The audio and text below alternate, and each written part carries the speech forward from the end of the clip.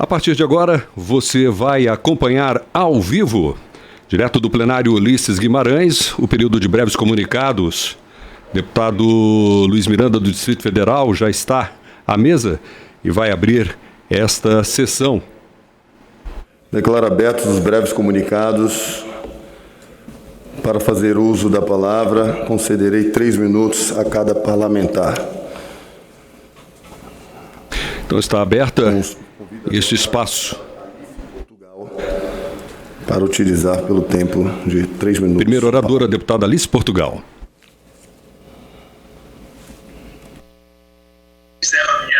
Senhor presidente, senhores deputados, senhoras deputadas, nessas esperadas breves comunicações, nós estamos aqui no sentido de discutir o momento que vivem as universidades federais.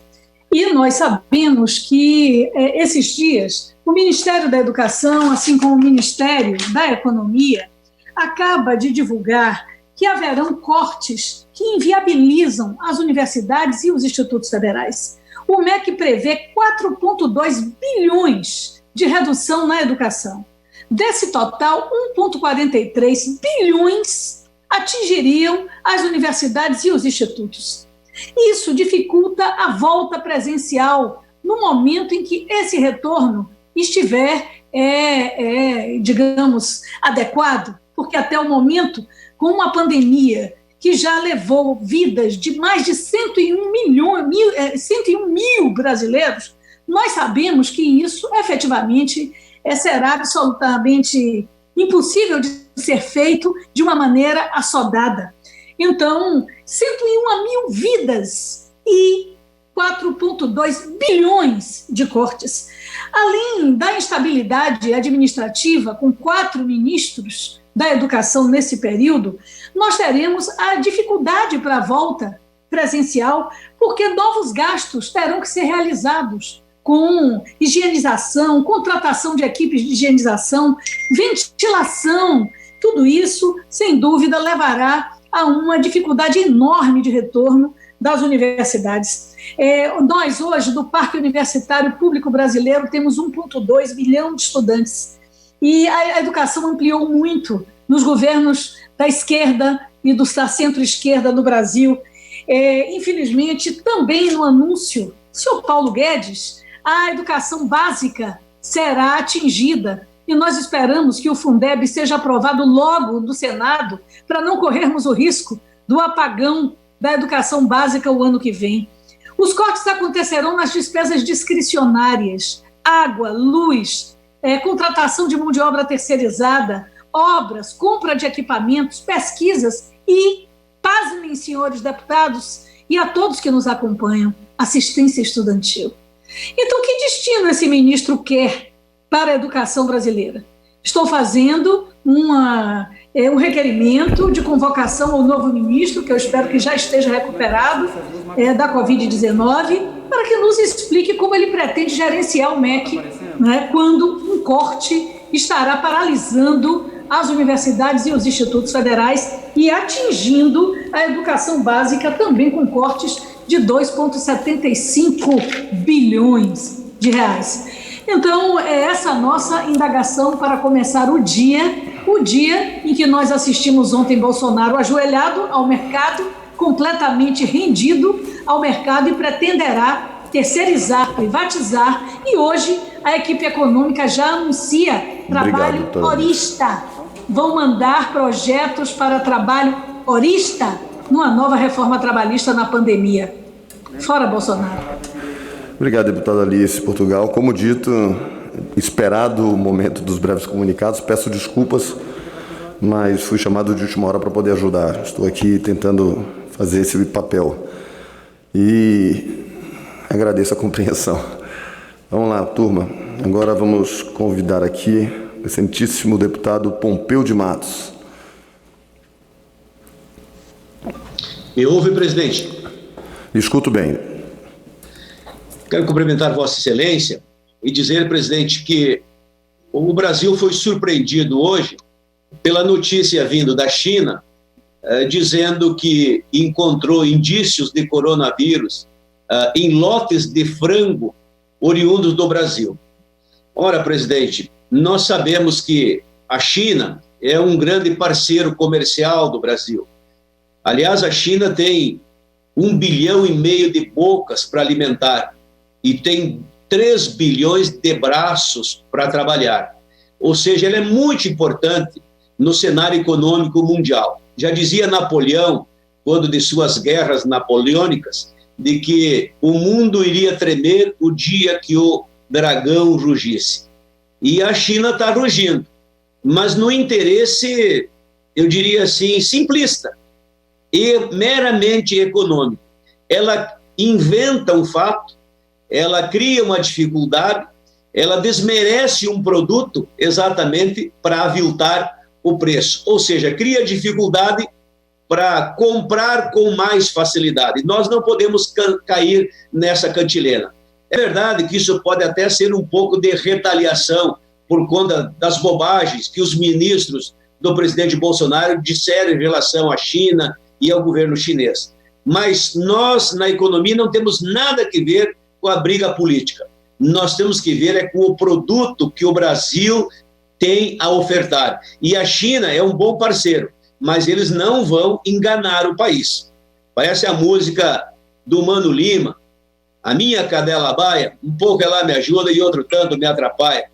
Então a China nos ajuda porque compra nossos produtos, mas agora quer atrapalhar aviltando os nossos preços. Nós temos que ir ao mercado, nós temos que ir aos foros internacionais, nós temos que exigir prova, nós temos que fazer a contraprova. O que não podemos é deixar que o nosso produto seja aviltado.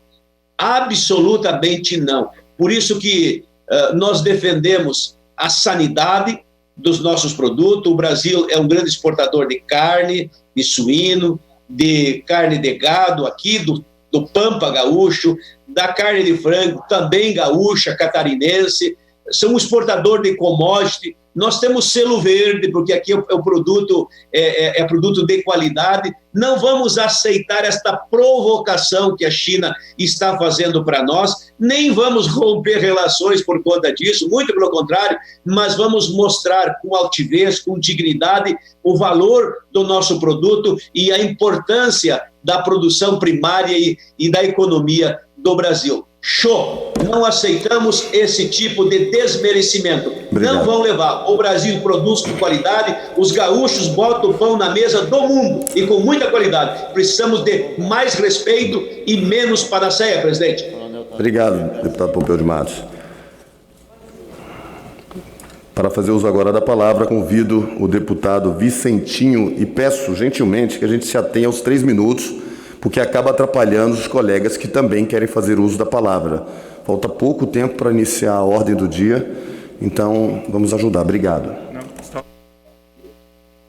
Senhor presidente, senhoras e senhores deputados, no último dia 7, eu tive a honra de me reunir com a direção do Sintaema, que é o Sindicato dos Trabalhadores das Águas e Saneamento do Estado de São Paulo. Saúdo, inclusive, o presidente Fagian, como também o Aparecido, o Elifas, a Helena, o Anderson, o Salvador, João Vianney. Esses companheiros me fizeram um relato da dramaticidade, da ameaça da privatização do saneamento. E, por isso, o projeto 4162, que alterou o marco regulatório, foi aprovado e virou lei número 14.026, que eu chamo lei da privatização, até porque esta lei ela faz com que a água vire uma Coca-Cola, uma Fanta, vire um produto para se ganhar com a água. Mas a verdade é que o presidente Bolsonaro, inclusive, quebrou um acordo com a própria unidade do Senado, dos deputados, senadores, quando vetou 12 itens, dentre eles vetou o item 16, que é exatamente aquele que permitia e daria um prazo de até 30 anos para que as empresas públicas participassem dos procedimentos em condição de igualdade e não houvesse essa privatização destrutiva para o nosso país. Nós sabemos que a água é fundamental, o saneamento como um todo é de extrema importância. Em alguns lugares, como em Manaus, Tocantins, onde ocorreram privatizações, se mostrou que eles só querem um filé mignon. Eles não querem cumprir um papel social que o saneamento básico cumpre quando é para atingir a todos e a todas. Como tivemos várias discussões ontem e vetamos muitos itens, nós precisamos que, logo, logo, o presidente do Congresso coloque para que apreciemos esse veto, para que nós derrubemos esse veto e garantamos efetivamente o direito de que todos tenham acesso à água. Esse é o objetivo mundial, tem a ver com a vida, tem a ver com um patrimônio insubstituível, e nós não podemos fazer da água negócio. Qual é a diferença? Hoje, com a água pública, seja municipal ou estadual, se paga o custo da chegada da água. Com a água privada, vai se pagar, além do custo, o lucro dessas empresas que não tem outro interesse a não ser ganhar com a necessidade do nosso povo. Por isso, vamos vetar o artigo 16. Obrigado, senhor presidente. Obrigado, deputado Vicentinho. Agora, para fazer uso da palavra, convido o deputado Fábio Tradi.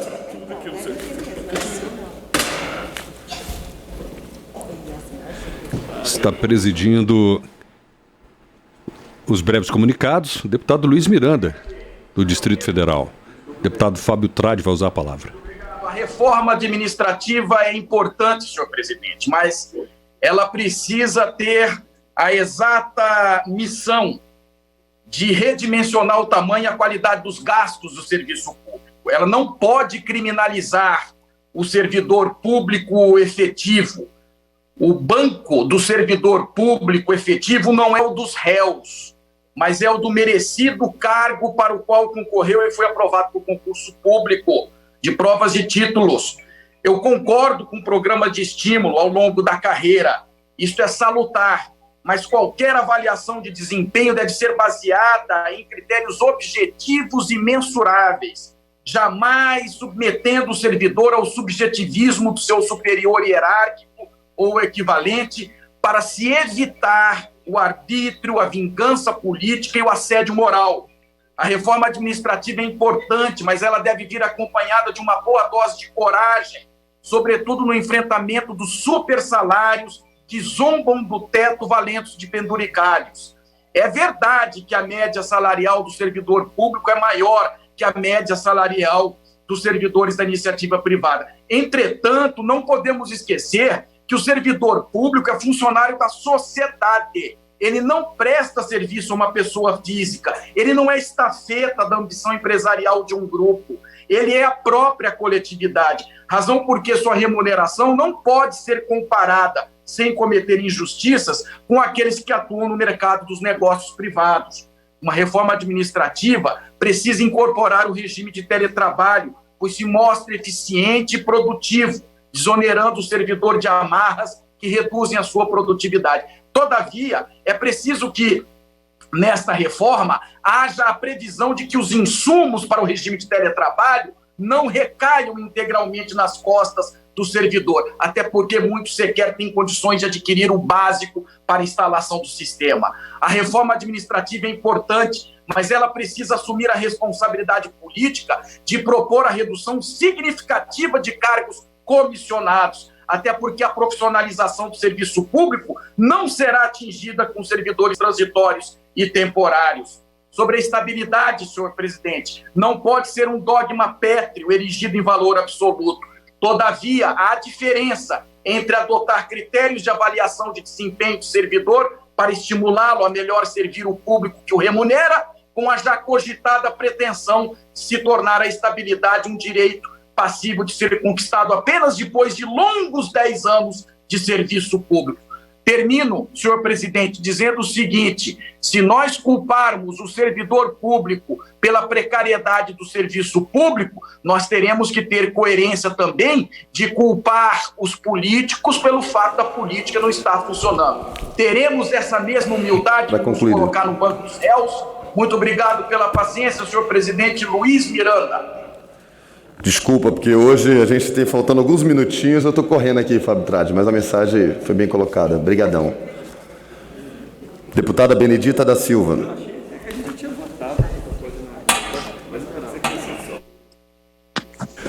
Senhor presidente, senhoras e senhores deputados, a boiada está passando, como diz Bolsonaro.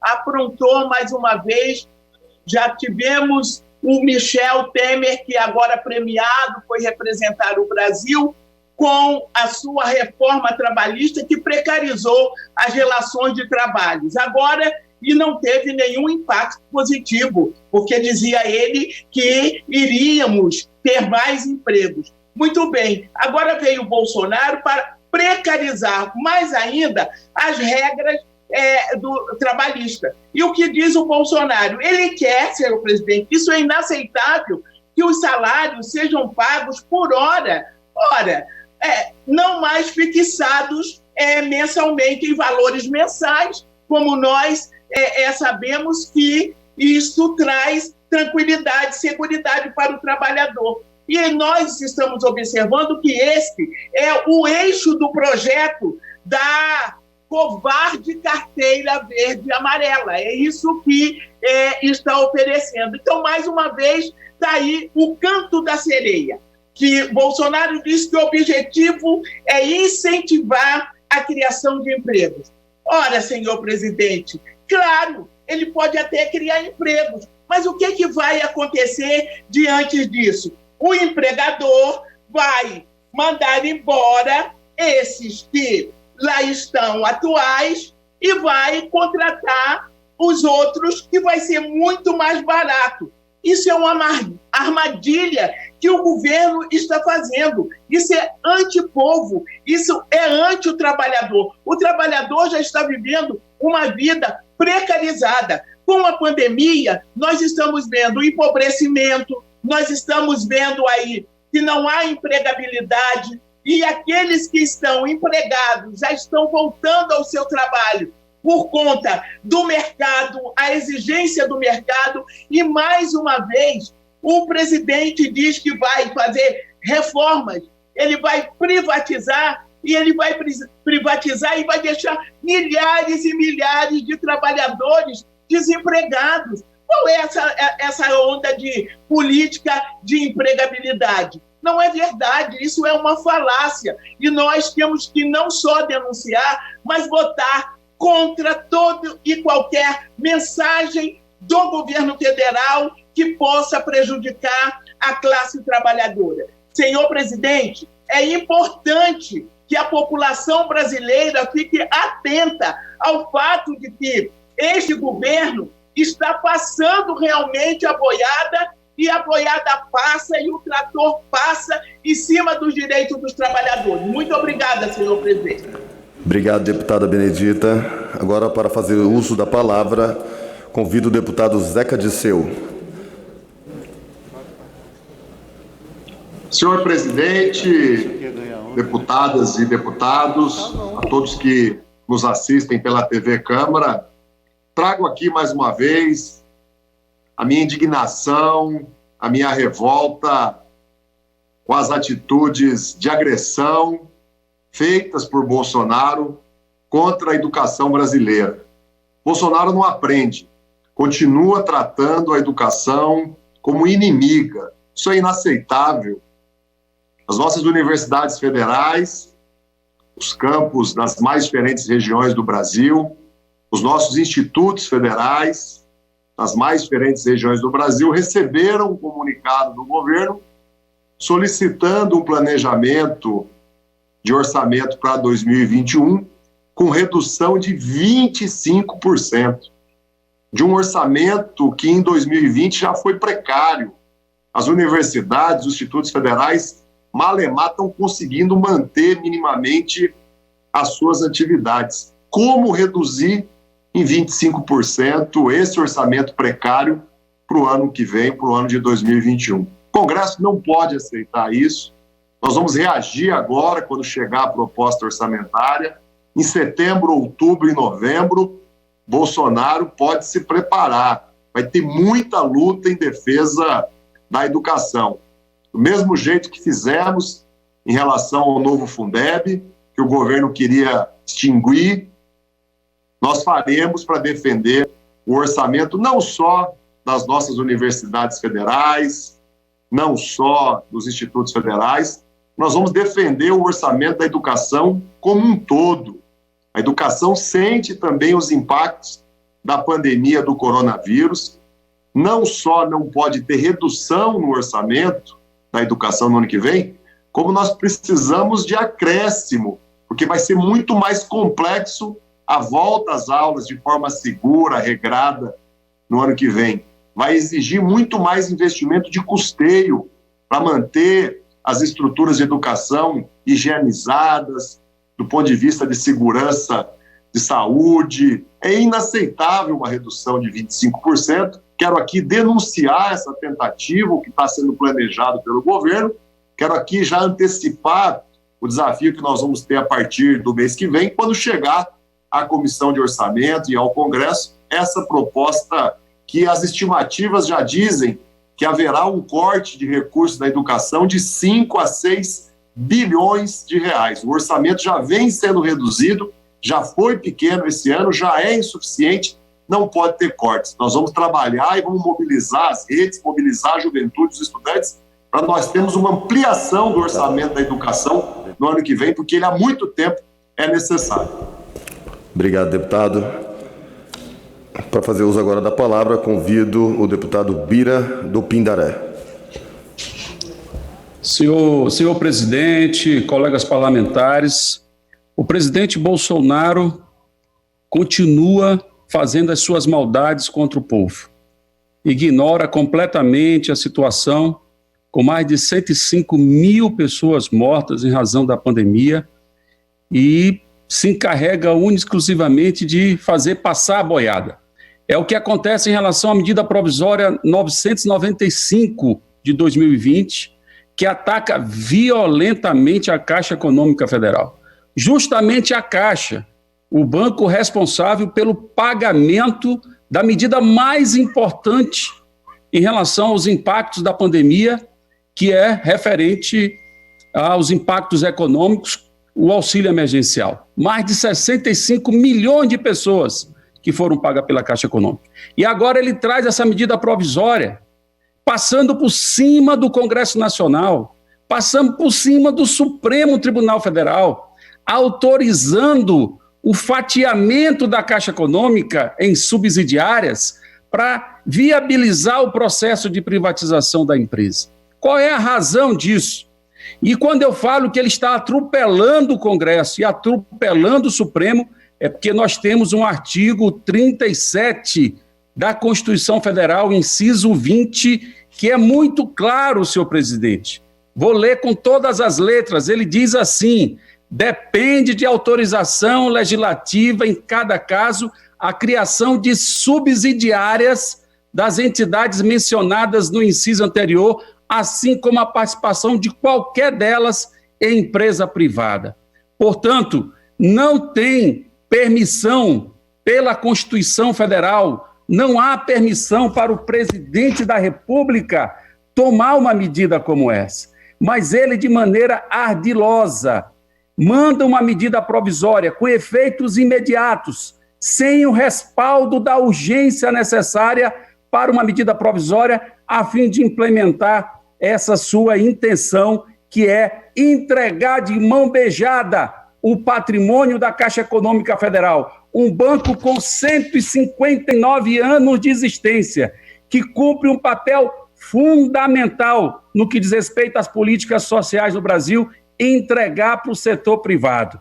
A Caixa Econômica do auxílio emergencial, da moradia, do saneamento, do programa Minha Casa Minha Vida, do Bolsa Família, do seguro-desemprego, do fundo de garantia, do abono do PIS, quer entregar todo esse patrimônio para o setor privado. Nós não aceitamos isso, senhor presidente. Temos que reagir fortemente. Essa casa tem que se levantar, tem que determinar e chamar para si a responsabilidade por essa situação.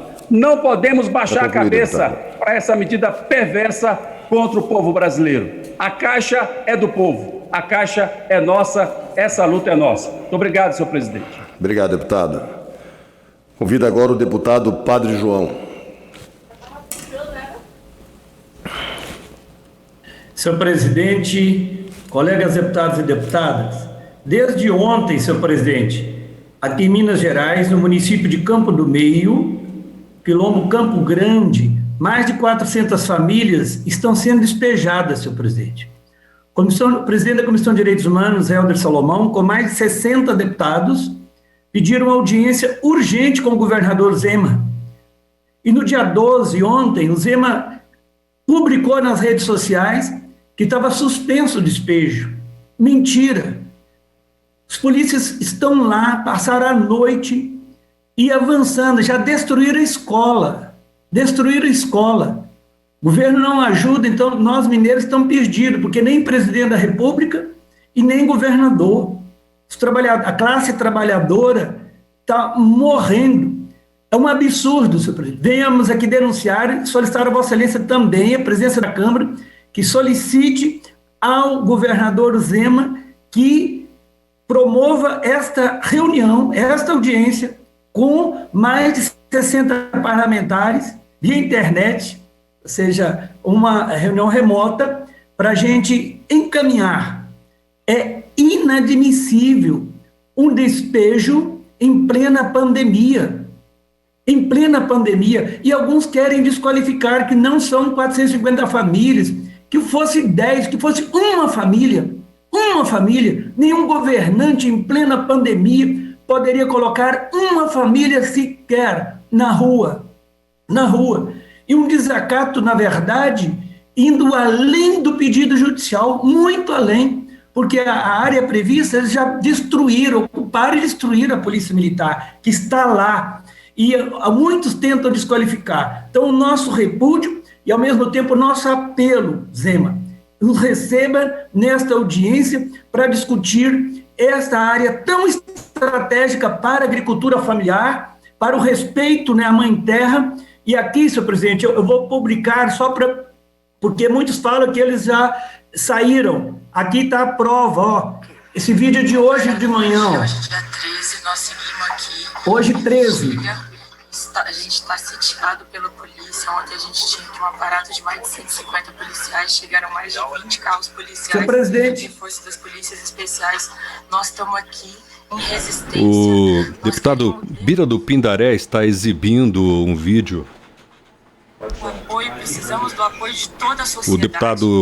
O deputado Padre João, melhor dizendo, está exibindo um vídeo do Movimento dos Trabalhadores Sem Terra através do seu celular, qual nós não conseguimos captar o áudio. Excelência, o presidente da casa, para que o governador Zema promova essa audiência e a gente dar a destinação à função social da terra lá da usina de Areadinópolis. Pertence à classe trabalhadora, que tem amor e respeito à mãe terra, e estão produzindo alimento para o povo. Obrigado. Senhor deputado Padre João do PT de Minas Gerais, em seu pronunciamento nos breves comunicados desta sessão da Câmara dos Deputados.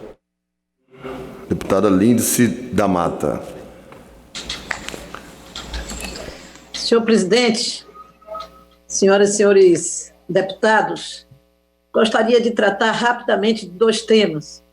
Primeiro, o corte inaceitável de mais de 18% das verbas para as universidades brasileiras, que atinge de forma extremamente grave a vida das universidades e que, no caso da Universidade Federal da Bahia, ela voltaria a ter um orçamento de quando tinha metade dos estudantes que tem.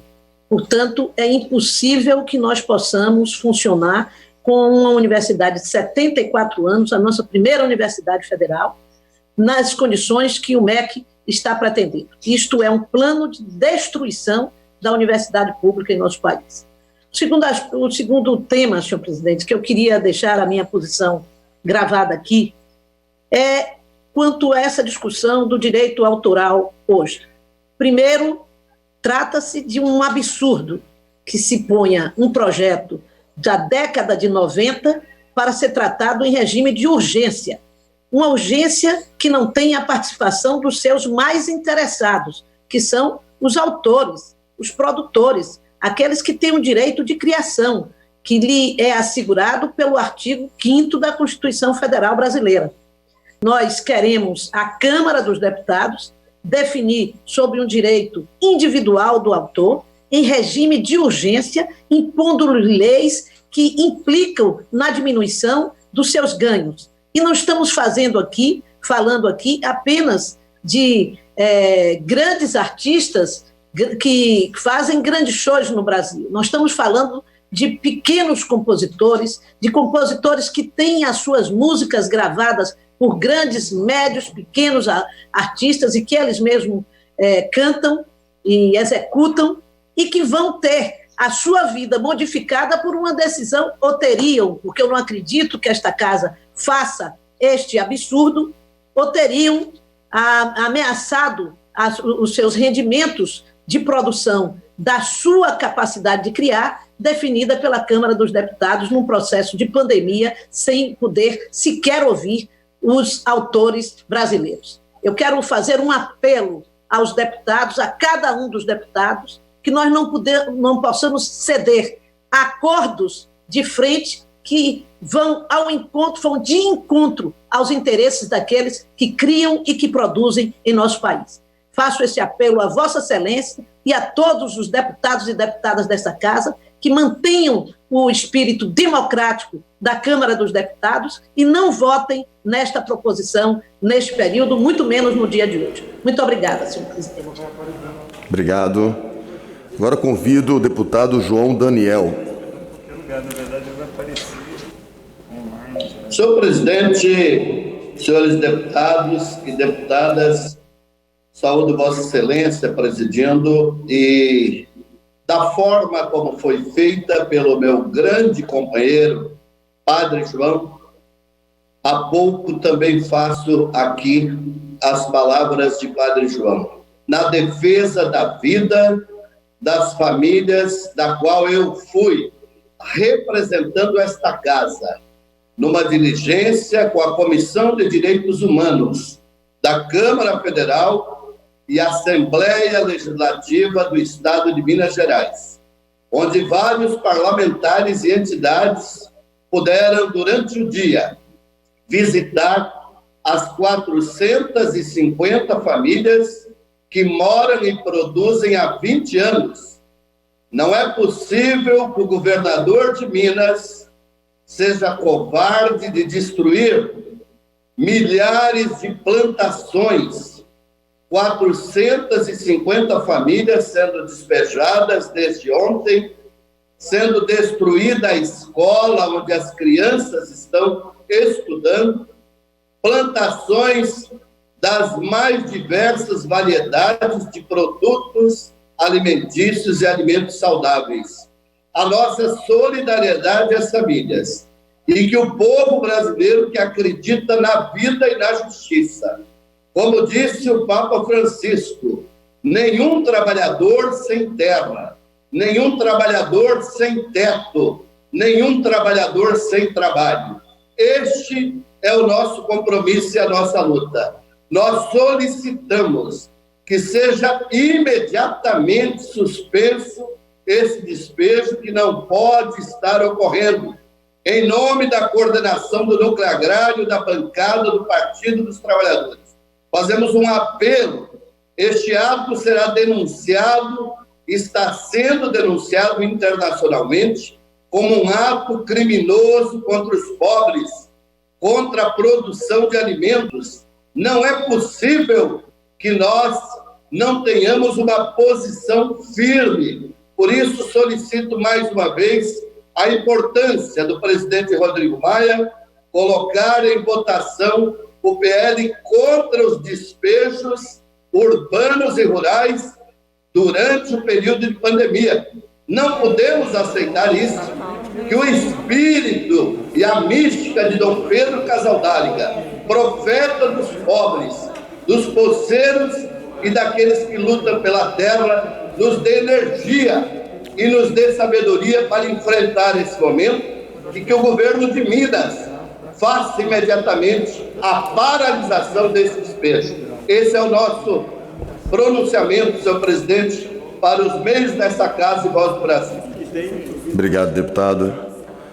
Agora convido o deputado Joseildo Ramos. Senhor presidente, senhoras e senhores deputados, nós estamos vivendo um cenário caótico no governo Bolsonaro. Na minha opinião, na prática, é o início do seu fim melancólico. Observe o que aconteceu nesses últimos dias. A debandada reconhecida dos ultraneoliberais, dos homens de mercado que abandonaram o superministro Paulo Guedes. Ele próprio reconheceu a debandada e ameaçou o presidente da República, pela falta de liderança, de que ele está rumo ao impeachment caso mude a agenda neoliberal e passe para uma agenda de gastos sociais do Estado e de recuperação de investimentos a partir do Estado. Isso é de uma gravidade muito grande. O ambiente de crise é imenso. A crise sanitária, que é potencializada por esse governo, a crise política diante da sua falta de governabilidade, a crise econômica e uma crise produzida por esse governo, uma crise profunda que transforma o país em pária mundial, que é a crise ambiental. O governo não tem rumo, não tem agenda, não fez um programa, e o ministro que tinha trabalhado metas extremamente fantasiosas, não entregou nenhum resultado.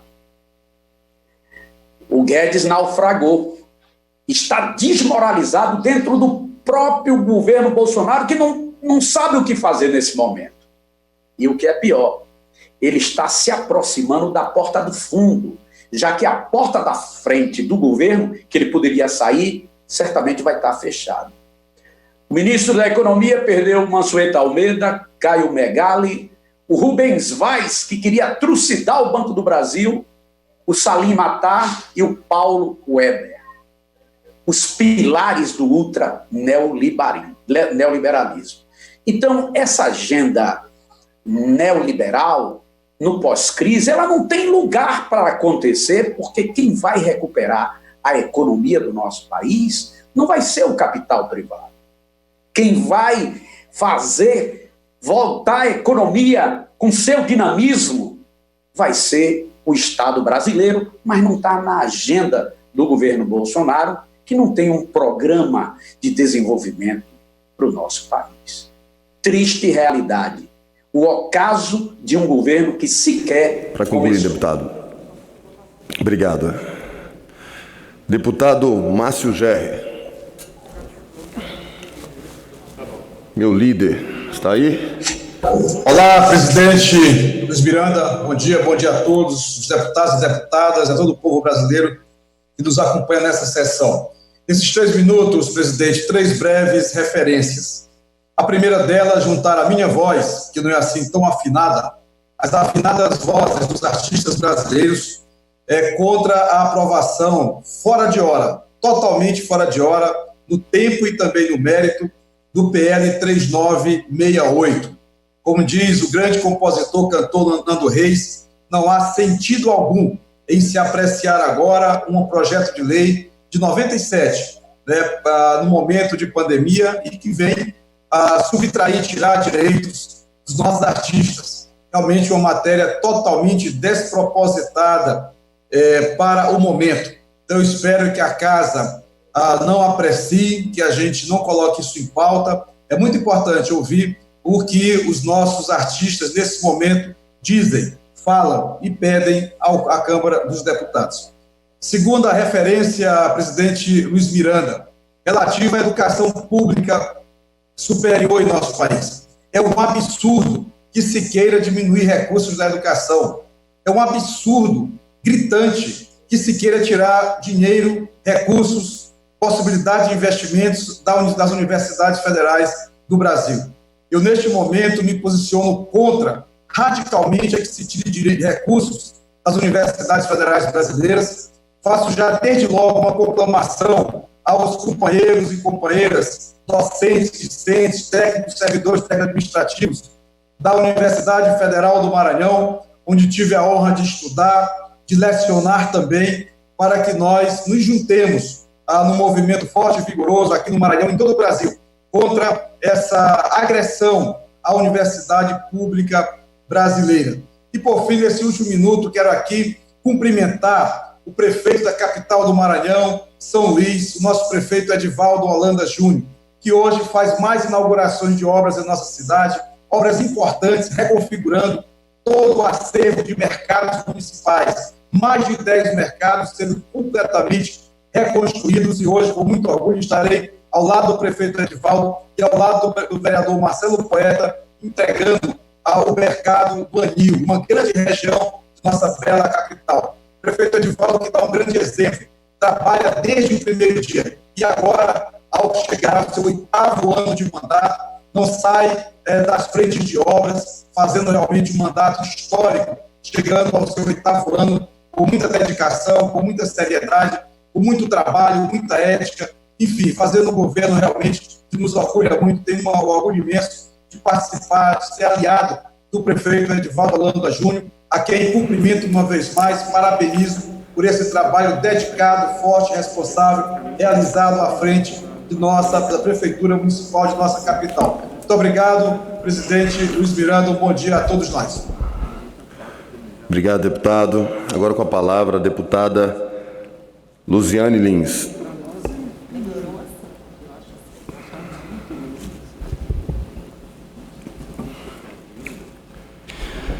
Onze horas e 19 minutos, está presidindo esse período dos breves comunicados, né, o deputado Luiz Miranda, do Democratas do Distrito Federal. Aqui lembrando que agora no dia 8 de agosto, nós tivemos 2 importantes vitórias jurídicas do ex-presidente Luiz Inácio Lula da Silva no Supremo Tribunal Federal. E essas 2 são apenas 2 de muitas outras que virão, porque nós tivemos de forma muito concreta toda a suspeição que foi levantada contra o ex-juiz que atuou como um verdadeiro inimigo do presidente Lula, com interesse político de condená-lo e chegar até onde chegou. Então, nós temos a tragédia de mais de 104 mil mortos no Brasil. As pessoas estão tomadas ou por suas dores ou por medo, pelas dores do luto que essas milhares de famílias vêm enfrentando, mas é tudo fruto do mesmo processo. No momento em que condenaram a presidente Dilma, no momento onde o Michel Temer, que foi inclusive um dos grandes mandatários do golpe, agora vai chefiar uma missão humanitária no Líbano, a mando do anti-Messias, Jair anti-Messias Bolsonaro. E eu quero dizer isso, senhor presidente, porque eu nunca vou esquecer, enquanto Lula não tiver os seus direitos políticos adquiridos. Lula não está livre de perseguição. Lula está solto, ainda não está livre. Ele não teve um julgamento normal, nem em Curitiba, nem no TRF4. Tudo eivados de irregularidades, eivados de comportamento criminosos, porque é criminoso quando alguém que julga se junta com quem investiga e combinam passo a passo. Então, Moro e o Dallagnol foram ali absolutamente desmascarados. Lula não foi condenado, diferente do que ficam dizendo, por desvios e corrupção na Petrobras. Esse processo inexiste, foi reconhecido que esse processo não tem nenhum cabimento jurídico. A sentença do Moro não traz provas robustas contra Lula, ao contrário, aquilo ali, a gente virou célebre a frase que não basta as provas, não precisa das provas, bastam as convicções. Lula não foi condenado, diferentemente como foi dito, como chefe de quadrilha. Isso foi tirado pelo Ministério Público Federal, porque não houve nem prova concreta para se estabelecer essa tese. Grampear os telefones dos advogados de Lula não foi um descuido. Moro sabia muito bem o que estava fazendo, quando ele, de público, estava em segredo de justiça, e ele lançou o que agora o STF revogou, que foi colocar nos autos a denúncia de Antônio Palocci às beiras do processo eleitoral. A sentença do triplex também não foi efetivamente revisada nas 3 instâncias, e muito menos o Lula vira ministro para fugir da justiça, porque até hoje ele está aqui e o que eu estou vendo são os ministros do atual governo que cada dia as pessoas fogem para poder não ser preso pela justiça. E por fim, senhor presidente, eu gostaria de dizer que nós exigimos a votação imediata do TSE, nós exigimos que o STF julgue o habeas corpus do presidente Lula, porque a anulação do caso Lula, concluindo, não vai beneficiar outros tipos de crime e, por fim, a Lava Jato, diferentemente do que foi muito apregoado, ela não justifica as suas ilegalidades praticadas em nome da justiça. Liberdade imediata e Lula pela anulação do processo de Luiz Inácio Lula da Silva para que a justiça volte a fazer justiça. Obrigada, senhor presidente. Obrigado, deputada. O amigo de vocês aqui, o deputado Luiz Miranda, vai precisar se ausentar. Vim só para abrir, para que vocês tivessem palavra. E, por sorte, agora eu tenho dois nobres deputados, muito amigos, que estão dispostos aqui a dar continuidade. Então, nós seguiremos aqui com os breves comunicados, graças à ajuda dos demais. Então, agradeço imensamente, tenham um bom dia, que a gente tenha uma boa votação no dia de hoje. Convido agora o deputado Rogério Correia. É Adriana Ventura, meu nome. A Adriana acha que eu não sei o nome dela. Obrigado, gente. Deputado Rogério Correia está aí? Estou aqui. Obrigado, deputado. Obrigado, palavra. presidente. Bom dia para Vossa Excelência e também para a presidenta que assume agora. Presidente, 104 mil mortes, a pandemia que virou genocídio. E sabe o que está acontecendo aqui em Minas Gerais?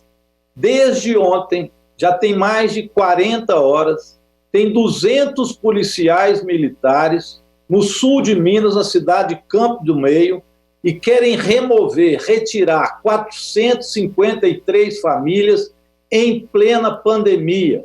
Imagina, presidenta, está igual o diabo gosta, ou igual o Zema manda. O vírus viajando e o sul de Minas, que já está com um número de infectados muito grande, passando por esse vexame, essa covardia do governador mandar fazer despejo na pandemia. Presidente, a minha opinião é que nós não devamos votar absolutamente nada na Câmara de Deputados enquanto não for pautado o projeto Despejo Zero na Pandemia. É um projeto de lei da deputada Natália Bonavida, assinado por vários deputados. Eu sou signatário também, e existem vários outros projetos como este. Porque parece óbvio, né? Como retirar as pessoas das suas casas, das suas terras, num período de pandemia, num período onde nós já passamos 104 mil mortes. Isso só pode passar mesmo pela cabeça de um governador insano e insensato, ou de um presidente da República insano e insensato. Infelizmente, no Brasil e Minas Gerais, é isso que está acontecendo. A Comissão de Direitos Humanos, através do Helder Salomão, nosso deputado, já solicitou ao governador que a gente faça uma reunião, já tem mais de 80 deputados solicitando essa reunião ao governador Zema para retirar as tropas. O julgamento deste caso, desta fazenda, está previsto para o final de agosto.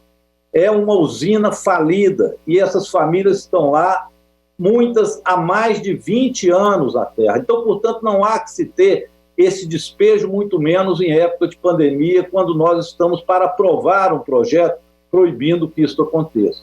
Eu peço novamente aos deputados do Novo para enquadrar esse governador. Não é possível, ele deu um prazo agora até meio-dia e disse que a polícia vai avançar sobre as lavouras e as famílias. Lá se produz café, mel, lá é uma região muito rica. Aqui é a escola que eles ontem tiraram as pessoas de lá. Aqui é uma menina que está lá defendendo o seu local de moradia, a sua terra. Não é possível que o governador não sensibiliza nem com isso. Mandar destruir terra, colocar tropas da polícia militar de madrugada para espantar, para amedrontar as famílias. O pedido que a gente faz, eu termino aqui, presidente, é um pedido encarecido. Não é possível um governador agir na pandemia com tal grau de covardia. A palavra de ordem que já está sendo dita em Minas Gerais é fora Bolsonaro e leva o Zema junto, porque não é possível que o vírus valha mais do que a vida humana. Muito obrigado, presidenta, Eu espero que a gente não aprove nada enquanto esse projeto não for aprovado. Aliás, é um compromisso que todo deputado tinha que fazer, ou pelo menos que esse Zema retire os policiais de lá antes que aconteça lá um conflito de grandes proporções, porque as pessoas vão reagir. Desde ontem... Muito obrigada, deputado. Por favor, presidenta, nos ajude. Muito obrigada, deputado. Agora eu passo a palavra para o deputado Rubens Ottoni. Essa é a deputada Adriana Ventura, que está presidindo os breves comunicados.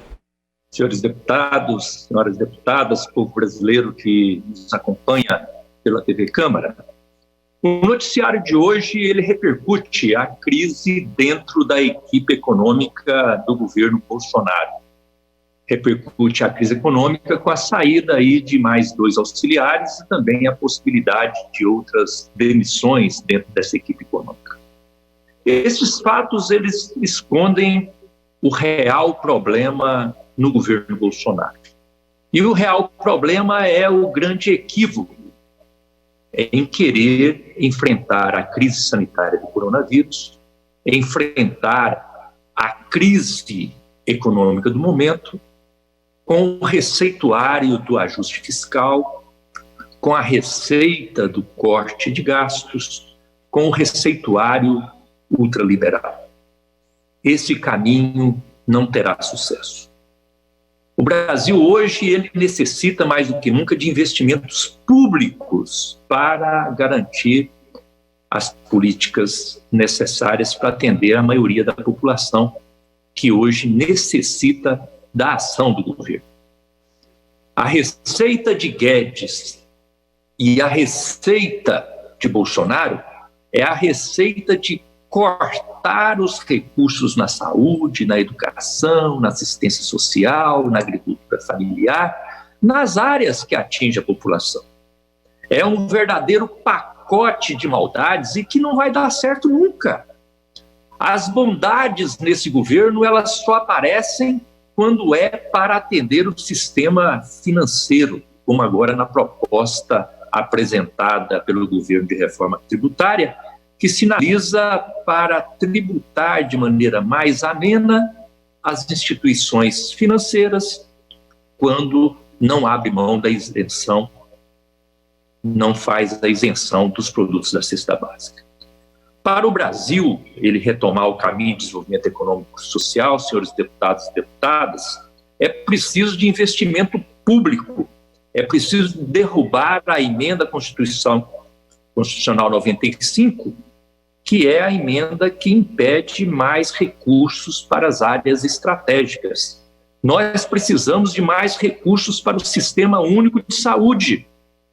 Nós precisamos garantir mais recursos para a educação e não retirar os recursos como está sinalizado no orçamento deste ano, tanto na área da saúde quanto na área da educação, e analisando aí as instituições federais, como as universidades e os institutos. Então não podemos aceitar, e é esse o caminho, investimento público para a superação da crise. Muito obrigado, senhor presidente.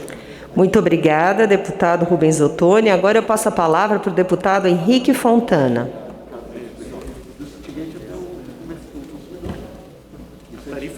Presidenta, quero cumprimentá-la, cumprimentar todos os colegas parlamentares que participam desta sessão virtual e cumprimentar o povo brasileiro que acompanha os debates na Câmara Federal. Eu vou seguir na linha que abordava o meu colega de bancada, deputado Rubens Ottoni. O momento é de o Brasil ter, sim, muita responsabilidade fiscal e social. E a responsabilidade fiscal, neste momento, exige a ampliação dos investimentos públicos. Porque se nós não ampliarmos os investimentos públicos, nós não temos como combater a maior recessão do século. O Brasil está, neste momento, vivendo numa economia que tenderá a ter uma queda de 10% na sua atividade econômica. Em todos os períodos históricos onde profundas recessões foram enfrentadas pela humanidade, deputada Alice Portugal, sempre o investimento público foi fundamental para reerguer a economia. Aplicar a mão de ferro, um teto de gastos para o ano de 2021 é uma irresponsabilidade com o tecido social brasileiro, porque nós colocaremos este país numa profunda e gravíssima crise social, e é uma irresponsabilidade com a economia brasileira. As empresas precisam ser salvas neste momento. Os empregos precisam ser protegidos neste momento. E a maneira de reequilibrar contas públicas, fazer frente a uma política que garanta a manutenção de um programa robusto de renda básica, como um Bolsa Família ampliado depois do fim do auxílio emergencial, a maneira de fazer frente a estes investimentos que o poder público, o governo federal tem que fazer para proteger a economia, é buscar recursos naqueles que mais têm. Nós precisamos, e esta deve ser a prioridade número 1 da Câmara Federal, votar uma reforma tributária para taxar os super ricos, votar uma reforma tributária que taxe as grandes fortunas, os lucros e dividendos, os grandes lucros e dividendos, as grandes rendas e os mais altos salários. Este projeto de reforma tributária pode garantir em torno de 250 bilhões de reais por ano. O ministro Paulo Guedes não deve acelerar nenhum programa, presidenta, eu concluo com isso, de privatizações de empresas públicas a troco de banana. É uma loucura vender uma empresa pública neste momento em que o dólar está 5,50 e a economia está em profunda recessão, portanto, as empresas valem muito pouco. Ninguém vende nada, ninguém vende patrimônio neste momento. Então, portanto, o que nós precisamos é desta reforma tributária justa, taxando o andar de cima para garantir proteção à economia brasileira e proteção à sociedade brasileira. Obrigado, presidente. Muito obrigada, deputado Henrique Fontana. Eu vou passar agora a palavra por 1 minuto para o deputado Fábio Ramalho e a seguir para o deputado Heitor Chu. Primeiro, parabenizar a grande presidente Adriana, que está aí fazendo um brilhante trabalho, viu? Com muita capacidade e, sobretudo, com a beleza, tá? Mas, neste momento, eu quero corroborar com o deputado Henrique Fontana. O Brasil precisa realmente de um orçamento de guerra e a gente realmente tem que taxar as grandes fortunas para que a gente possa, neste momento de pandemia, o poder público investir bastante. É a maneira que nós temos do pós-pandemia fazer com que este país e as pessoas que mais necessitam possam sim ter trabalho. Precisamos de um orçamento de guerra, de uma reforma tributária que alavanque recursos dos mais ricos do Brasil, no sentido de que a gente possa distribuir melhor as riquezas da nossa nação. Mais 1 minuto aí, fazendo um favor, presidente. Pois não, deputado. Então, eu queria dizer ao Henrique Fontana que ele está no caminho certo. Essa equipe econômica tem que pensar que num momento de pós-pandemia, que é pós-guerra, somente o poder público é que pode fazer com que a gente avance, a gente transforme. Nós temos o projeto do ministro Braga Neto, que deve ser 10 vezes maior do que o que ele está lá, para que a gente possa fazer infraestrutura através do ministro Tarcísio e através dessa infraestrutura a gente possa levar emprego para milhões de brasileiros e possa sim ter uma economia que possa trazer dignidade ao povo brasileiro. Corretíssimo o deputado Henrique Fontana, e posso afirmar: temos que sim ter uma reforma tributária, mas temos que ter um orçamento de guerra após a pandemia. Obrigada, deputado. E eu passo a palavra para o deputado Heitor Chu. Muito obrigado, senhora presidente. Lhe saúdo, cumprimento e felicito, por extensão, os colegas parlamentares. Estimado povo brasileiro, estive analisando a nossa pauta de votações da ordem do dia prevista para hoje e destaquei 2 temas que eu queria socializar aqui com a vossa permissão. O primeiro, um projeto de lei de nossa autoria, que foi apensado ao projeto 6229, que fala da recuperação judicial, a extrajudicial e a falência da sociedade empresária, para incluir novo credor como classificação dos créditos da falência. O que diz isso aqui? Diz que nós precisamos, nesse momento que muitas empresas estão passando por enormes dificuldades e precisam do socorro, olhar para elas e dar o oxigênio para que elas possam se recuperar. Mas dentro disso também é fundamental a gente ter muito claro de que essas pessoas físicas, pela atual legislação, são incluídos como credores, fazendo jus ao recebimento de créditos em 10 anos, em parcelas anuais, 2 anos de carência e podendo ter uma anistia de 50% do valor devido. O que nos motivou ainda em 2015 a apresentar esse projeto, que nos últimos anos, pelo menos 5 empresas gaúchas do setor de laticínios entraram em recuperação judicial e deixaram sem pagamento mais de 7 mil produtores de leite, que são, nesse caso, os credores, que forneceram a matéria-prima e que até hoje não viram a cor do dinheiro pelo pagamento do produto que forneceram. Portanto, nós queremos mudar essa legislação para que também esses fornecedores de matéria-prima, seja do leite, seja de outra qualquer produção agrícola ou de outro fornecimento de matéria-prima, possa ser tratado dessa forma. E para encerrar, presidente, também está na pauta o PL 3968, que dispensa os órgãos públicos e entidades filantrópicas do pagamento do ECAD. No Brasil, nós temos direito à propriedade, tem o direito autoral. Agora, eu acho uma injustiça, e eu sou contra cobrar das rádios comunitárias. Não é devido se fazer isso e, portanto, eu quero dizer aqui que eu vou votar contra se cobrar das rádios comunitárias do jeito que está posto hoje, quando elas pagam mais do que as empresas comerciais. Isto é desproporcional e é muito injusto. Muito obrigado. Muito obrigada, deputada. Agora eu passo a palavra para a deputada Érica Cocai. Nós estamos vivenciando um quadro extremamente trágico no Brasil.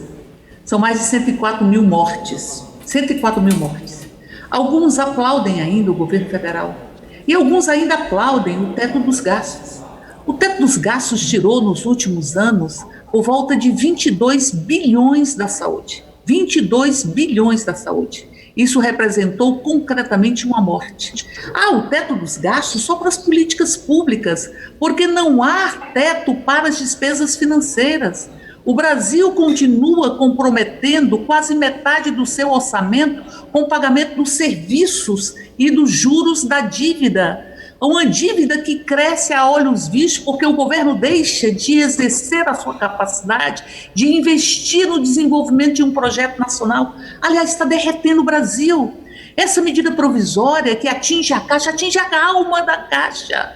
Este parlamento não pode ser cúmplice da destruição da Caixa, não pode ser cúmplice de você retirar da Caixa a área de seguridade. O governo quer tirar os cartões, a seguridade, a loteria, quer deixar a Caixa apenas como uma casca, tirando a sua atuação que tem retorno financeiro para que ela possa continuar exercendo a sua função social. Isso é um ataque profundo ao povo brasileiro. Aliás, o ataque ao povo brasileiro, ele está se dando com o desprezo do presidente da República, que só se preocupa com as próximas eleições. E a sua base, inclusive, que é cúmplice desta trágica construção que o Brasil está vivenciando. Uma base que dizia que enfrentava a corrupção e se calou. E é um silêncio profundo com relação aos mais de 90 mil que a primeira-dama da República recebeu de uma conta que, ao que tudo indica, tem recursos do crime, tem recursos milicianos. Ai, mas se cala frente ao fato de termos um Queiroz que movimentou milhões e que, através desta conta, pagou despesas do filho do presidente da República. Se cala frente ao fato do governo estar investindo na construção de uma polícia política e da perseguição de seus adversários. Como é possível imaginar que o filho do presidente da República encaminhe nomes de pessoas que se denominam antifascistas para os Estados Unidos, nessa subalternidade, nesse rompimento de soberania que também vai se expressar na destruição do meio ambiente?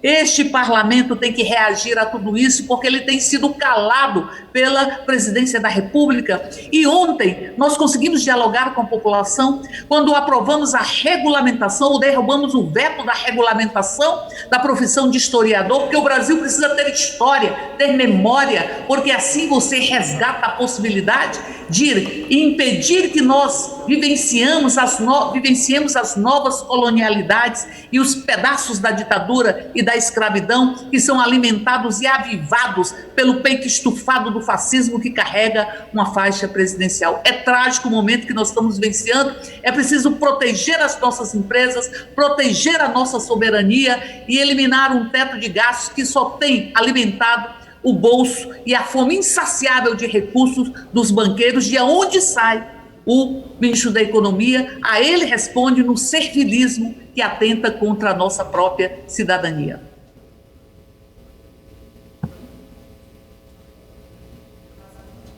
Passo a palavra agora para o deputado Arlindo Chinalha. Obrigado, presidente. Ao cumprimentá-la, estendo os cumprimentos a todas as deputadas e deputados. O Brasil completa mais um dia com a média de mortos acima de 1.000 pela Covid-19. Completamos mais uma semana. Aliás, nós completamos 10 semanas com a média de mortes pela Covid-19 acima de 1.000 vítimas.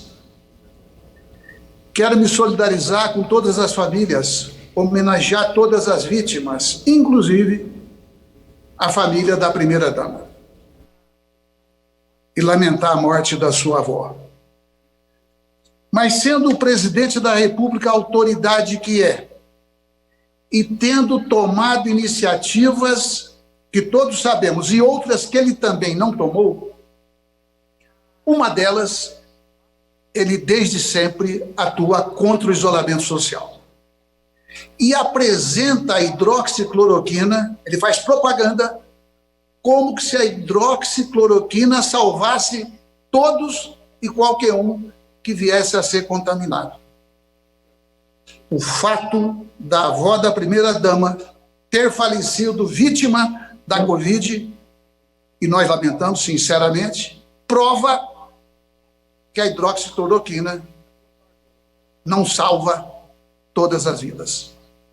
Porque eu parto do pressuposto que esse debate foi feito, e aí só tem duas alternativas. Ou os médicos acataram a orientação de um leigo, ou os médicos decidiram de acordo com a sua consciência. Podem até ter usado hidroxicloroquina. Acho, tenho convicção, é a minha opinião, que o presidente da República deveria dizer para a sociedade se ela usou ou não a hidroxicloroquina. Até para as pessoas terem dimensão da importância do isolamento. E o próprio presidente da República. Eu quero dizer que no Brasil, só no Brasil, já morreram 334 pessoas da enfermagem. Morreram 130 a mais do que a somatória dos mortos da enfermagem na Itália e Estados Unidos da América. Aquela primeira enfermeira que morreu no Brasil, e lamentamos, ela fez a campanha "Fiquem em casa, cuidem de nós, porque nós estamos cuidando de vocês". E se nós continuarmos nessa toada, já há previsão que em meados de outubro seremos 200.000 vítimas. Lamentável, portanto, senhora presidente, senhores parlamentares, temos que agir com contundência.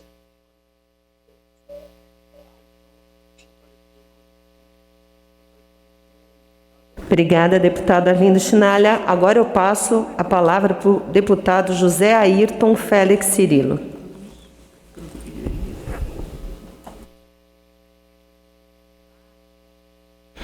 São 11h47. Deputado Ayrton. Estamos nos breves comunicados, onde os parlamentares têm até 3 minutos para os seus pronunciamentos.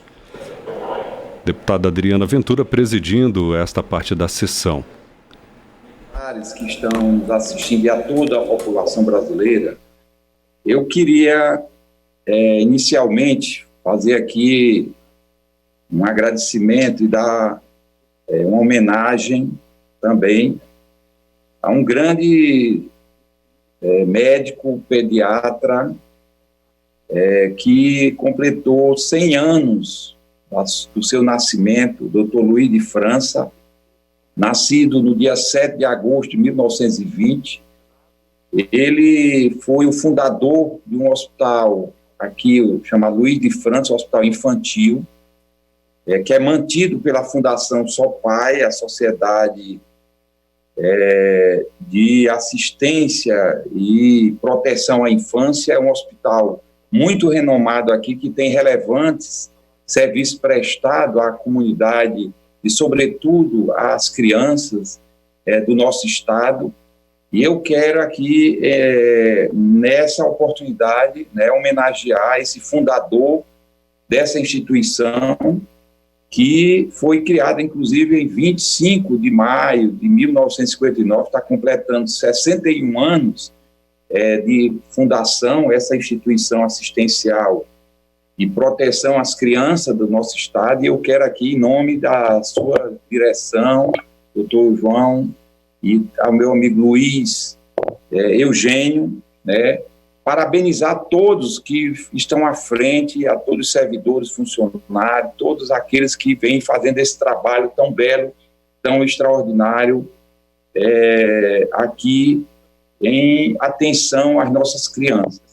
Então, fica aqui o meu reconhecimento e essa homenagem ao Dr. Luiz de França pelo centenário do seu nascimento.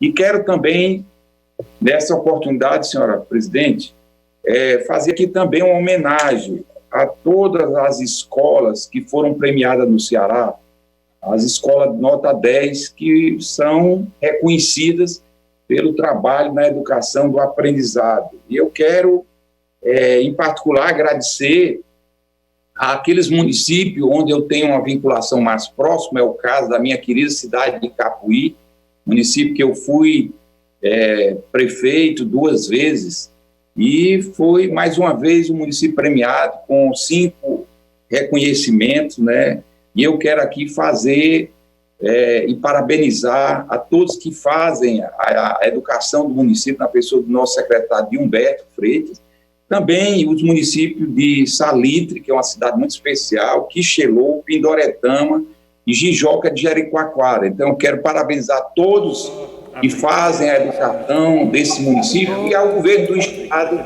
por reconhecer esse trabalho magnífico de premiação das escolas nota 10 no estado do Ceará. Um grande abraço, muito obrigado e parabéns a todos. Muito obrigada, deputado José Ayrton. Agora eu passo a palavra por 3 minutos para o deputado Célio Moura. Senhora presidente, senhoras e senhores deputados, não poderia deixar de lembrar a morte de Dom Pedro Casaldáglia, esse espanhol da Catalunha que veio para o Brasil e foi justamente para o Araguaia. Dom Pedro Casaldáglia foi um lutador pela terra e defesa dos povos indígenas, e ontem, na sua homenagem, no seu sepultamento, quando cumpriram o que estava determinado em um dos seus poemas, de que Dom Pedro Casaldáglia queria ser sepultado debaixo de um pé de piqui às margens do Rio Araguaia. E isso foi feito, foi atendido o seu pedido. Dom Pedro, que construiu a sua vida em defesa dos povos, principalmente os índios chavantes, fizeram aquela linda homenagem no seu sepultamento. Eu lembro muito bem de Dom Pedro Casaldaglia, no dia do sepultamento do padre Josimo Moraes Tavares.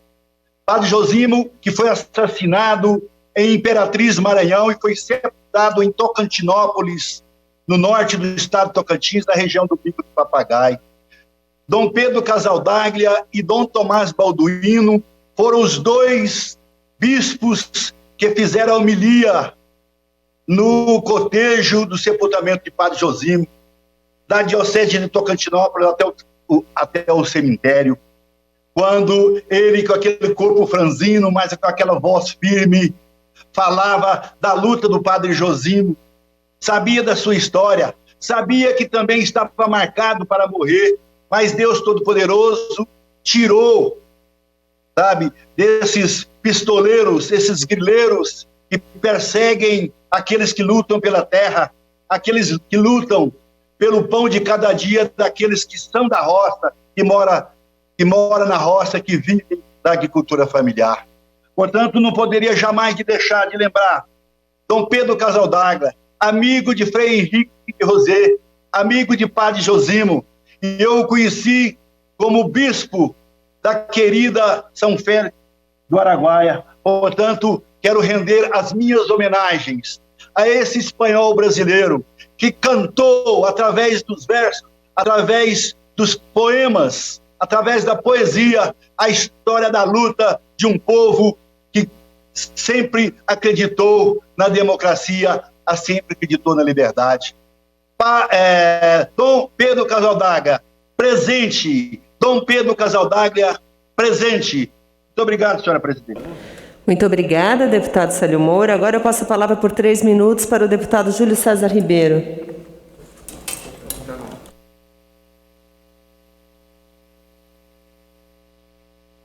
O deputado Júlio César não se encontra. Eu passo a palavra por 3 minutos para o professor Israel Batista. Pois não, deputado? Deputada, eu quero cumprimentá-la, parabenizar por sua presidência no dia de hoje e agradecer essa oportunidade. Nós estamos diante de um momento muito delicado em que o Brasil precisa definir suas prioridades. E uma das prioridades que nunca pode deixar de ser prioridade para o nosso país é, sem dúvida, a educação. E nós tivemos uma informação que foi um verdadeiro balde de água fria. Desde 2017, os investimentos nas universidades, nos institutos federais, vêm se mantendo estáveis ou caindo. E agora, diante desse quadro que estamos vivendo, recebemos a notícia de um corte de cerca de 18% no orçamento das universidades e institutos federais para o ano de 2021. Esse é um balde de água fria porque os cortes já estavam acontecendo. Nós temos agora a necessidade de adaptar as unidades dos institutos federais e das universidades para receber os alunos no período pós-pandemia, provavelmente tendo que guardar distanciamento social, provavelmente tendo que aumentar os estoques de equipamentos de produção, de proteção individual e, claro, dos produtos de limpeza e de higiene pessoal. Nós precisamos aprofundar a limpeza dos campi, a limpeza das escolas, e esse corte de 20% para os institutos federais e para as universidades é realmente muito grave. Só o Instituto Federal de Brasília deve perder R$ 7.400.000 para o ano que vem.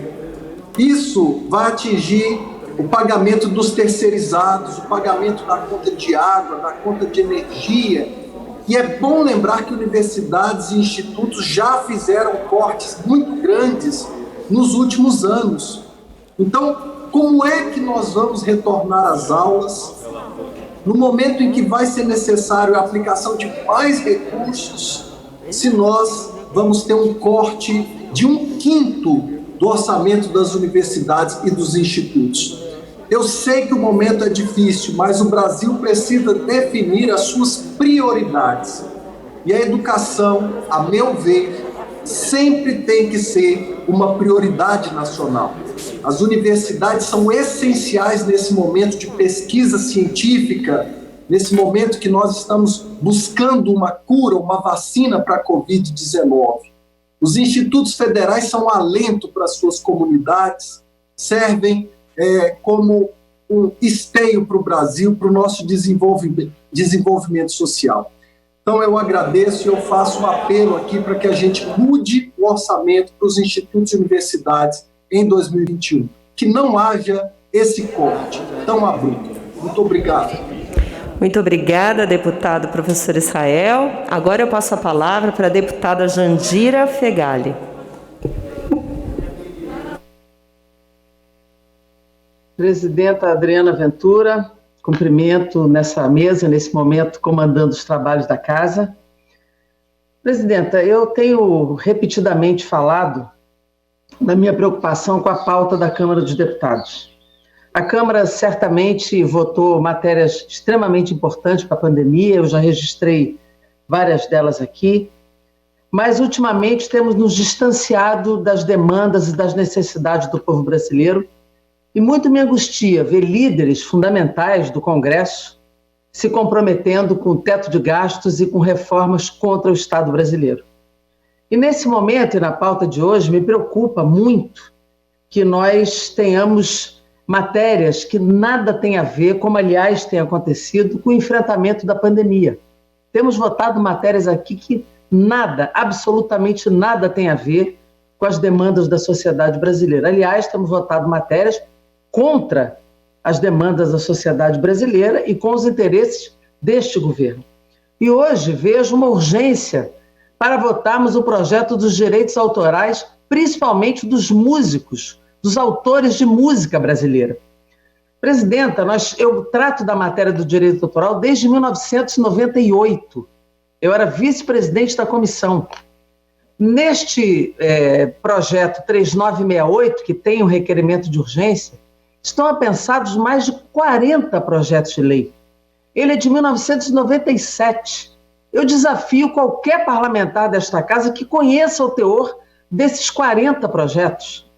A deputada Renata Abreu era relatora da comissão especial e tem o seu substitutivo. Quem conhece o teor do seu substitutivo? Eu tenho projetos na Comissão da Cultura que tratam da lei do direito autoral na sua amplitude. Nós votamos um projeto que virou lei, a Lei 12.853, que foi conhecida como Lei do ECAD, que tratou da segurança jurídica aos usuários, da transparência na gestão de direitos e controle social, da proteção dos autores e titulares dos direitos autorais. Ela foi regulamentada há menos de 5 anos. Por que tratar desta matéria se não por lobby do setor hoteleiro e por lobby de determinados setores chamados filantrópicos para tirar direito dos autores? São direitos privados, protegidos pela Constituição brasileira. É inadmissível que tratemos de forma esquartejada e assodada direitos privados dos autores de música brasileira. É inaceitável que votemos isso dessa forma e com urgência. Faço um apelo ao presidente da Câmara, com quem já falei, a todos os líderes, que tiremos de pauta essa matéria neste momento de uma pandemia, sem a discussão com os autores, sem a discussão com as entidades de gestão coletiva, sem a discussão com as associações, e sem que possamos tratar dessa matéria de forma séria. Precisamos avançar e não retroceder, tirando direitos dos autores brasileiros. Muito obrigada, presidente. Muito obrigada, deputada Jandira. Eu passo a palavra agora para o deputado Camilo Capiberibe. O deputado Camilo não está, então eu passo a palavra para o deputado Ivan Valente.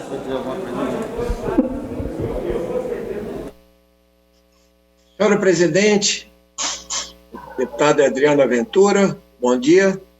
Bem, nós queríamos tratar aqui de uma questão que ontem tomou o noticiário, que é o presidente da República e os presidentes da Câmara e do Senado, depois da debandada e da entrevista de Paulo Guedes, foram beijar a cruz. O que é beijar a cruz? É exatamente dizer ao mercado que o teto de gastos continua em pé, que é preciso fazer privatizações em massa, manter a política de ajuste fiscal, né? E todas as questões que levam a não só um enxugamento do Estado na pandemia, mas a cortes graves, entende, nos setores sociais. Então, em primeiro lugar, nós queríamos falar que privatizar empresas estatais no meio da pandemia é vendê-las na bacia das almas, a preço de banana, e todo mundo sabe disso.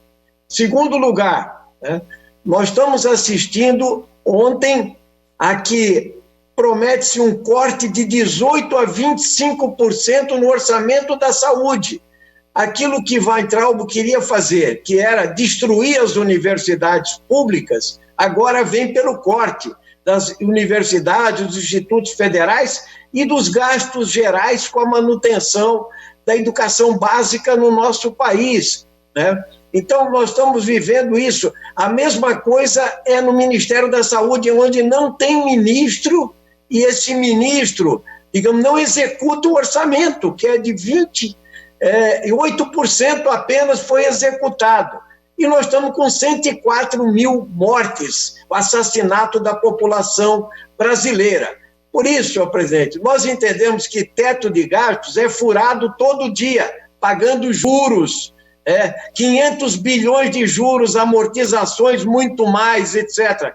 Mas aí ninguém mexe, então o capital financeiro está se movendo.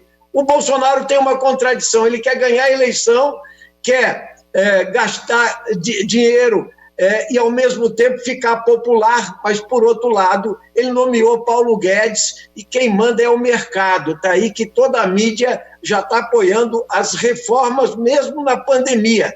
O que nós queremos dizer é o seguinte: nesse momento é hora de socorrer a população, o povão, é hora de socorrer a pequena e média empresa, é hora de dar respostas às questões sociais, a verbas para a educação e para a saúde e não cortes. Essa é uma política que só interessa aos super ricos do nosso país.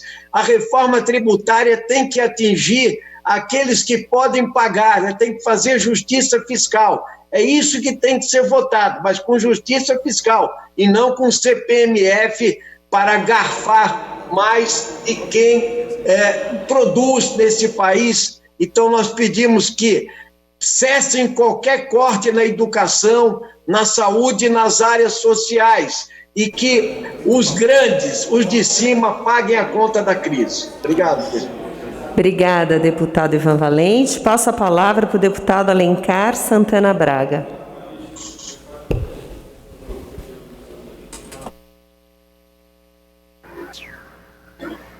Presidenta, colegas deputados, deputadas, na campanha de 2018, foi feita aqui em São Paulo o Bolsodória, aliança do candidato a governador do PSDB com o Bolsonaro. E os dois não diferem em nada, nem na postura autoritária, nem na postura antipovo, nem na postura ultraliberal de destruição do Estado brasileiro. A concorrência de olho em 2022 fizeram terem pequenos desencontros ao longo desse 1 ano e meio. Mas quem não tem jeito, volta sempre a ser. Da mesma maneira que o Bolsonaro é autoritário e agora finge de bonzinho com medo das investigações do Queiroz, mas o veneno do escorpião logo, logo vai voltar ameaçando a democracia, o Estado brasileiro, as instituições. Aqui em São Paulo também não é diferente. O projeto, aí quero falar do projeto econômico. Se o Guedes tem uma debandada da sua equipe, porque parte dela não consegue implementar essa agenda, porque o ministro é totalmente despreparado, atrapalhado, alucinado, diria que um lunático. Aqui em São Paulo essa agenda continua. E ontem o governador, mesmo acometido de Covid, apresenta um projeto de venda, de privatização de diversas empresas públicas. e de empresas importantes. Uma delas, aliás, mais de uma, mas vou dar exemplo de uma delas, a FURP, aqui na cidade de Guarulhos, de onde eu sou. Empresa importante, empresa que produz medicamento, que agora, no período da emergência de combate ao Covid, produziu milhares de unidades de álcool gel, distribuídos inclusive aos órgãos públicos para enfrentar esse momento. Um laboratório que pode ser usado, público, para produzir vacinas após a descoberta de uma delas, se a gente fizer um protocolo. O governador quer vender, quer entregar, quer sucatear, quer privatizar. O Estado de São Paulo apresentou a privatização de inúmeras empresas no mesmo pacote e quer privatizar a FURP. Nós não deixaremos, os trabalhadores não deixarão, vamos para cima, vamos combater, vamos resistir, porque ele é um patrimônio, não só um patrimônio da cidade de Guarulhos, mas um patrimônio importante para a saúde pública do país, do Estado de São Paulo, um patrimônio que tem que ser investido, né, um equipamento público numa área tão essencial, tão importante para concluir, presidente Adriana, onde as pessoas estão percebendo a importância do Estado, do SUS, para o atendimento na área da saúde no combate ao Covid. Então, governador João Dória, não deixaremos privatizar as empresas públicas do Estado de São Paulo, da mesma maneira que resistimos em Brasília contra o projeto deslocado do governo privatista Bolsonaro. Obrigada, deputado. Agora eu passo a palavra por 3 minutos para a professora Rosaneide. Senhora presidente, muito feliz em falar no momento que a sessão está sendo presidida por uma mulher. Faz muito bem ao povo brasileiro dividir o poder, homens e mulheres, em prol do povo. Quero relatar à senhora e aos demais que estão nos acompanhando que no último dia 8 de agosto nós perdemos o bispo de Dom Pedro em prol dos indígenas, daqueles que sempre tiveram menos. Foi por estes que ele fez a opção do povo sem terra, especialmente pelos indígenas do nosso estado e do nosso país. Então, nesse sentido, a partida de Dom Pedro chama-nos muita atenção neste momento, porque ele deixou um grande legado. E ele sempre disse, na dúvida, faça a opção pelos pobres. Assim, estamos vivendo o Evangelho de Jesus Cristo. Ele foi um bispo que encarnou verdadeiramente o que é ser cristão. Usou no dedo o tempo todo um anel de tucum, ao invés de um anel de ouro, como usa os demais. Então, Dom Pedro Casaldáliga fez a diferença no estado de Mato Grosso, organizando o povo, trazendo o povo para uma luta pacífica, dialogada, humana. Dom Pedro também se preocupou muito com a educação. Todas as cidades fundadas no entorno de São Félix do Araguaia, em terras públicas, teve a presença firme de Dom Pedro, junto com o povo, trazendo o povo para ocupar terras públicas, para plantar, colher e alimentar-se. Em cada uma daquelas unidades, a primeira preocupação dele era a escola. E aí também ele lutou muito para que para aquela região viesse o Instituto Federal. Hoje temos o Instituto Federal de Confresa, um pedido de Dom Pedro Casaldáliga ao presidente Lula, atendido pelo ministro Fernando Haddad, que ele, de longe, mandou carta escrita de punho para que o presidente atendesse a região do Araguaia, para que os filhos dos trabalhadores e trabalhadoras pudessem ter acesso à escola de qualidade, e ali ele pediu a presença do Instituto Federal e do ensino superior. Então, quando a gente vê os cortes nas universidades, quando a gente vê numa pandemia não ter atenção à educação, quando a gente vê o pedido de volta às aulas em plena pandemia, sem que o governo libere recursos para que novas estruturas sejam erguidas nas escolas, né? As escolas sejam adequadas para receber os nossos estudantes. Eu vejo aí a presença forte de um missionário que lutou pela vida, que pediu sempre que a vida em primeiro lugar. Então, viva Dom Pedro Casaldáliga, presente sempre na história do povo brasileiro. Muito obrigada, presidente. Deputado Marcel, 3 minutos. Só um minutinho, Marcel. Pronto. Senhor presidente, caros colegas deputados, eu venho aqui essa tribuna para fazer um desagravo ao nosso governador Romeu Zema. Nosso governador Romeu Zema, que injustamente e lamentavelmente foi atacado nesta sessão pelo deputado do PT, deputado Rogério Correia, e chamado de covarde em virtude de uma situação local que tanto o próprio governador Zema como parlamentares do Novo, o próprio governo, tem feito o possível para, da forma menos traumática possível também, fazer com que haja o cumprimento de uma ordem judicial. Tenho certeza que o deputado vai se retratar sobre os termos utilizados, fortes e injustos. Aliás, a minha pessoa física poderia, inclusive, deputado Fabinho Ramalho, poderia ter a vontade de devolver os adjetivos utilizados por esse deputado contra o governador, porque considero que não se faz o que foi feito aqui com alguém que está buscando justamente de forma digna fazer um cumprimento de uma ordem judicial sem que se transforme num trauma toda a situação que está sendo enfrentada lá. Mas não farei isso, porque não considero que deva fazê-lo na minha pessoa física com alguém que aqui neste plenário tem, junto com todos nós, deputados, mantido uma relação que é necessária de colaboração para encontrar as melhores soluções para o Brasil. Não o farei, mas também espero que o deputado Rogério Correia possa rever as suas palavras e retirar o adjetivo utilizado injustamente contra o governador Romeu Zema, que de covarde não tem nada. Pelo contrário, ele tem enfrentado todos os problemas que o seu governo do Estado tem por causa de anos justamente, inclusive de governos do PT, que destruíram as finanças públicas e agora cabe a ele administrar e arrumar a casa. Ele tem coragem, e um corajoso não é covarde. Jamais poderia ser-lhe imputado covardia a uma pessoa corajosa, humilde e determinada a resolver os problemas de Minas que outros criaram. Mas vamos deixar os problemas para o passado, nem é tema de debate aqui. Problemas atuais. Ordem judicial se cumpre. Pode haver aqueles que não gostam do Estado de Direito, pode haver aqueles que aqui inclusive atacam o Estado de Direito, a imunidade parlamentar permite mesmo que o bom senso não recomende.